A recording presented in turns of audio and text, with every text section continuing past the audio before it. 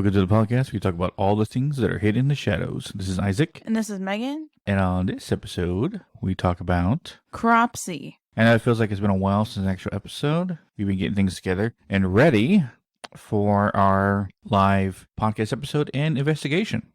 Yeah, it's a lot. Yeah. So finally, we were planning to go somewhere else, but that fell through. But now we have a place that we thought was but end up coming to find out that it's holy crap. So I guess the plan is time you listen to it, this Saturday the 29th, we are having a live podcast episode.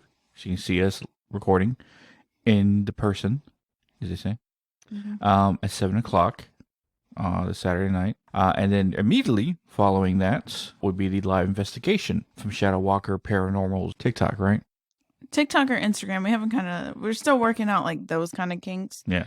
But we'll make an announcement definitely beforehand. Yeah. And the cool thing is the live podcast is actually at the location. Yes. So we're doing a live podcast from the location. Talking about the location. So if you hear EVPs, if you see things in the background, if you hear things during recording, so you're here in real time.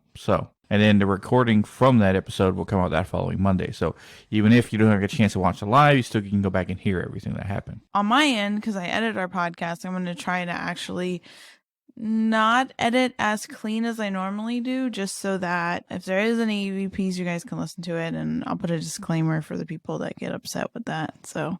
And we're not telling anybody, I know you're probably asking where the hell it's going to be. We're not telling anybody until the day of. To find out where our investigation is, you have to tune in 7 o'clock this Saturday, October 29th, to find out where the hell we're going to be. Yeah, and it's mainly for our kind of like safety reasons since it's local. Yeah. So this Saturday night, 7 o'clock. And then following that would be the live investigation from said location at 8. Yeah. Yes. And it'll also be full-fledged like Shadow Walker Paranormal's first like episode on the YouTube page. So I'm going to edit it all nice like and upload it onto the Shadow Walker page as our first official episode. So that'll be fun. No Real Haunted update, right? No, not really. Just same old. Yeah. So we really haven't even done that many investigations since getting ready for this one. Yeah. So it's kind of just like getting ready for it. I mean, it's not something where you gotta like mentally prepare for it. This location has a bunch of different like paranormal things happening, if that makes sense. Which will be explained in the live. Yes. But another thing I just remembered, the bonus episode this Wednesday. Oh yeah, the roundtable. Roundtable part 2. Yeah, which has we have Corey, who's been on here before. He's an urban explorer. He was on the past roundtable. Then we have the Unknown Paranormal. We have Mike from the UK. Mike from Shadow Walker Paranormal. Yeah.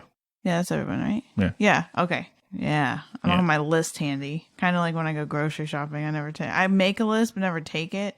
That's kind of how that went. What's difficult about that episode is that there were 3 mics that I had to talk to at the same time. Yeah. So I remember I had to go Mike A, Mike B, Mike C, but it was a good episode. And it's a long one. It's gonna be a long one because the conversations we have and the topics we go through. Honestly, I barely talk in the episode, but there's a lot of conversations from other people during the whole thing, and it's interesting topics that they all share. So it's gonna be a good one. Yeah. So if you thought the hour and a half one from the first episode was a long one, No. Yeah. I remember funny. Corey kept saying that these episodes always go long. I was like, yeah, so far. Yeah. Yeah, because you got a lot more people trying to talk and you want to get their stories out and all that stuff. And depending on the experience. So far, we've had really good luck with grouping correct people together. So people that vibe really well together. So that's, great on our part, Yeah. So, on to today's episode. Yes. So, today was a request that we do. A lot of the times, we'll get sent things that people see on TikTok, or even we see stuff on TikTok and we're like, ooh, good episode idea. And this was one of them. Somebody had seen an urban legend of Cropsey, which the idea of Cropsey is obviously terrifying, but the fact that it came basically to life in a true crime type story. So this one's going to be kind of short, just because there's not a lot, and we cover more of the paranormal versus true crime, and it kind of turns that way. You know, it starts off as an urban legend and then morphs into an actual like true crime like situation that took place. Kind of a little bit of some of the stuff that the guy says makes you kind of think, oh, was something paranormal involved? And then plus the location where I guess these murders took place, I mean, to me would be haunted. You know, it'd be a place that I would look at to see if it was haunted. So yeah, so let's go into what the urban legend was actually, what it was actually. So who the heck is Cropsey, right? So the urban legend started around the 1970s around Staten Island, New York. While there was different variants of the story, you know, there was little changes here and there because it was a very word of mouth kind of story. The story focuses around a man that after the death of his son escaped a mental health hospital and would kidnap and murder specifically children. And he had a hook for a hand. Some stories have that he had an axe that he would go crazy with. And you got to think this was in the time of like slasher movies when it was at its height. So this story would be told from parents to kids like, you better not go out there. You better not stay out late. Cropsey's going to get you. Why hasn't it become a movie, or it has? It was a documentary, and then there was, I think, a similar story-esque that took place that became kind of like a horror movie. It was like based off of it, but it wasn't like 100% Cropsey. But a lot of horror movies from like the 1970s all the way on, kind of. And, you know, a lot of people that lived in the Staten Island and New York area have memories of like their parents telling them about, you know, Cropsey. So it was kind of like the Staten Island Boogie Man, you know, like, don't go out late, don't go by the tunnels, don't go there, Cropsey's gonna get you, you don't behave. You know, like that kind of thing, like how La Llorona was for No, I know you do. You know what I mean? You get what I'm saying? Like and for kids. No, it was La Llorona, it was Cucuy, and it was a Chupacabra. Yeah. Mom and dad would always use them. You better go to bed or Cucuy's gonna get you. What? Yeah, so this took place in the 1970s. So this was, you know, spread out. And like I said, a lot of slasher movies started to come out. And some articles even described that the story was always told at like the summer camps there. It was always told to kind of just like spook people. But in the 1980s was when the legend turned true. There was a rampant killer around the Staten Island area named Andre Rand. He basically started kidnapping children, and he was convicted of 5 murders. He worked for a janitor, the Willow State School, which at the time that the murders actually took place was abandoned. It had closed down. And this is the crazy thing about the Willowbrook School. So it basically, the Willowbrook School is similar to all the asylums and psychiatric wards and stuff like that, the weird hospitals that you find all across America that during like between the 1940s all the way through the 80s and 90s even, that basically is a black eye on the medical and state type system because of use, the not being treated properly, experiments, stuff like that. So the Willowbrook State School, the way they show it in the Cropsey documentary is that it was this big massive area, and they had little branches off of little different things. Like there was a tuberculosis hospital that was close, but the main school was a reformatory school. Reformatory school for disabled kids, and it operated from 1947 till 1987. Now this is the crazy stuff. So I watched some of that documentary on Cropsey because what it does is it covers the urban legend first and then kind of morphs into the whole Willowbrook School and all of that stuff. They had footage because what had happened was, who was it that went there? The Senator, Robert Kennedy went there, and he was like, whoa, this is a snake pit. Okay, still didn't close. the journalist Geraldo Rivera did an expose in 1972. It was one of his bigger like stories that he came out with, but went into the school with cameras, right? And showed all of this, and you could see the actual footage. And this is 1972. That's not that long ago, right? So at 1972, from 1947 to 1972, it's already been open multiple years. And so he shows this footage of these disabled kids naked. There's feces everywhere. You could tell there's abuse. They are so crammed. It's really, really disturbing that in the 70s took place. You know what I mean? It still didn't close, not till 1987. This guy, Andrew Rand, was a janitor, or some people called him an orderly. Some articles had him as an orderly, which was an assistant to like the nurses and stuff. So basically he was there and would do whatever, with a little loose end things that he needed. Orderlies are mostly almost like security. Well, yeah. The way they described it was that like anything that basically needed to be done that wasn't like a nurse job or anything, he would do. So if it was like cleaning up throw up or whatever. So he was around all these kids, which is kind of scary that later he ended up killing, disabled kids and kids in general.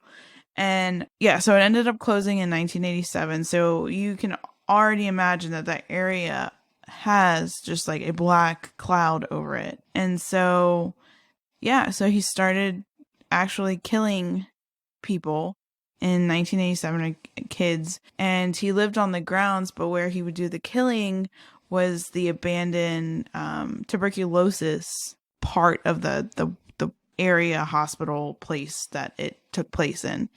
So when it closed in 1987, that's when he started killing. But craziness, right? Before he even started killing, he had prior convictions. So he had prior convictions of dark stuff before he even became a janitor or an orderly. There was one thing where he jumped onto a YMCA bus and kidnapped a whole bus of kids and took them to the airport. So he's already kind of like crazy. But going back to, I watched a series of TikTok videos and series of like part of the documentary of people kind of describing the area that I guess he would take the bodies, and I guess that he kind of lived on the premise of it. So I guess technically he lived in the abandoned ruins of the tuberculosis house thing where they would, okay. So one thing I found was that there was this TikToker called Creepy History Class, which actually went to that area. She went over the story of Cropsey, and then she said that there was rumors of dark satanic rituals, and even the killer himself was possessed. Those are rumors that they said. When they took him, like when they arrested him, I know there's one specific picture or video that's like, it's kind of creepy. You look at it and you're like, what the heck is going on with him? But he's drooling really bad. And he's being handcuffed. He's not showing any emotion. He's just drooling. And people just thought he was crazy. But there's some people that thinks he was possessed. And that's what led him to kill. And he killed because of child sacrifice and all of that stuff. So that's kind of where the paranormal side kind of creeps in. But it's unknown, You don't really know. Apparently one person said that in the comments said that they went, and obviously the encounters that they had at that area were not good. Someone else said that they had seen a satanic altar. Well, one rumor is that there's a satanic altar there. One person even said they went into like the tunnels of the area, and it's like stepping back in time. I know there was one person that had said that if you go to that abandoned area, you could still see like artifacts and things from the tuberculosis hospital. Like I think the one person saw like the actual food tray and like different instruments and stuff scattered in the woods itself. And his first victim, she actually was found in a shallow grave in that general area. So, I mean, there's a lot of death just on the land alone because of all that area, near Willow Brook. Yeah. And, Has that been a place been investigated before? I feel like it already has been. I don't think it has. I don't know I don't know, like when I was looking at it definitely, I feel like a lot of like homeless people kind of reside there. I'm not sure. So I don't think really people mess with it too much. And then the idea that it wasn't that long ago that there was a murder that committed there kind of, I don't know if that freaks people out. It's definitely a spot that a lot of people go to just to go to, but like I don't think there's been actual people that have been investigating it that I know of. I wasn't able to find any investigation videos. So I don't think anybody has investigated. But if it was up to me, I mean, I'd be hitting up that school. Yeah. Because I have never seen, when I tell you, like, you've seen, because of all the abandoned stuff with the psychiatric wards and asylums, and you hear like trans-Allegheny and all that stuff. But if you seeing the actual footage is something else. And I mean, just disabled kids completely naked laying there in their own feces. Like, granted, some people that have disabilities don't understand, but at the same time, some of them do. And I did not know the level at which people just gave up their kids if they had a problem like that, a disability. And I mean, it is really sad. And the fact that it's state owned. The state friggin' condone this. Like, they said, okay. Oh, another thing that happened at the Willow School is, you always hear these reformatory, like there's a reformatory school that got closed down in North Carolina that they were practicing vasectomies on the teenage boys. And this one, they were practicing hepatitis treatments. So these kids were getting injected with hepatitis, and they were young. They weren't like old either. They were young, old, older ones. So, that area alone is, and everybody that was in the comments says it's a very heavy area. You think even the tuberculosis area, which is where, the body was found of the young girl, Yeah. So, and that's where it kind of gets kind of true crimey, and that's not really our expertise. Even though, funny enough, I wanted to be a detective, so I mean, it technically is it's something I look up and research on the side, but it's not something I would want to cover, just because it's not awkward for me, but it's like I feel bad covering that, I guess, because it's such a heavy topic. I mean, the paranormal is heavy, but so heavy. I don't know how people do it. Yeah. Like the true crime podcast. Well, they're talking about previous stuff that's happened a while. Most of the time, Yeah. if it never affects you indirectly or directly, it doesn't affect you indirectly. That doesn't. Most of the times, it doesn't bother anybody. Yeah. Well, see, I think it would be hard for me because, like, what you talked about a little bit on the Gear Brother podcast, like when you had them on, is my family has dealt with like murders directly. Like my aunt was murdered brutally, and I saw the effect that it had on my grandmother and my mom, throughout their entire life. That's where we kind of ended. Just in case anybody was like, what? They ended it there? Like, what the heck? I don't know. And then the idea that are some killers possessed is another friggin' topic that really blurs. I wouldn't say no. I'm going to say yes or no. Most of the time people say it's a mental illness, a lot of them, but to have them I'm an evil. And then some people claim like, oh, this and that. And then like, well, I'll tell you, for me as a psychic point of view, right? You have some people that I can look at, like, I'll tell you just from my perspective, and I would never put this as actual, like, fact, like, I wouldn't, but because I don't know why, like, I was really big into true crime growing up, like, as a teenager, I would always read about true crime stuff, and I would definitely watch like the unsolved mysteries and stuff like that and all of that stuff, because I did want to become like a cold case detective. I specifically wanted to solve cold case stuff, and I took all these classes in high school on like forensics and all that stuff. That was what I wanted to do. But there's some serial killers like I look at, and you could tell that, like, I feel they're just crazy. They're just like a mental illness. And then there's some that you're like, whoa, there is something else there.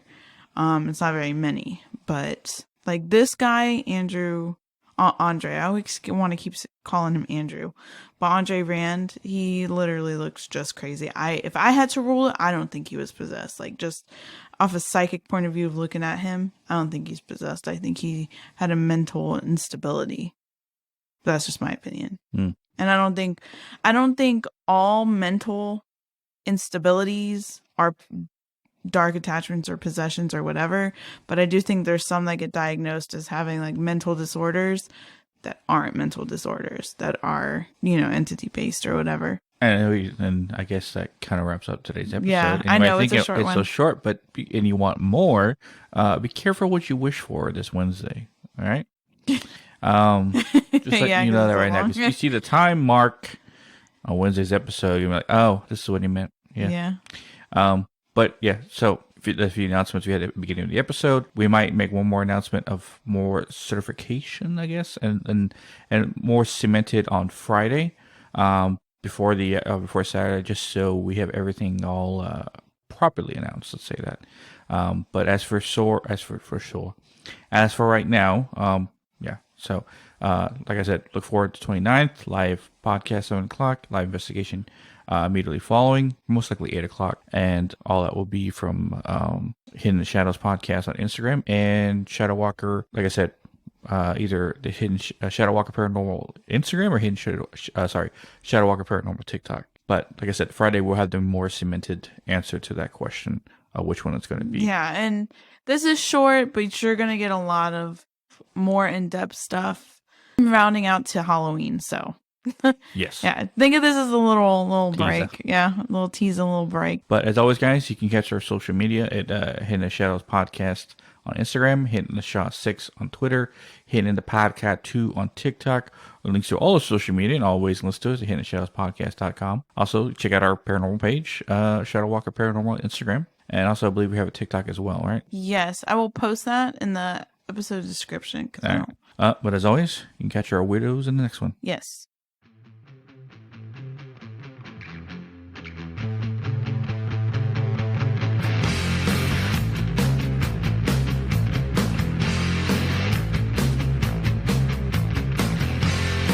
And on a cold, cold night, there was a bone chill fright, and there was nowhere to hide, 'cause this monster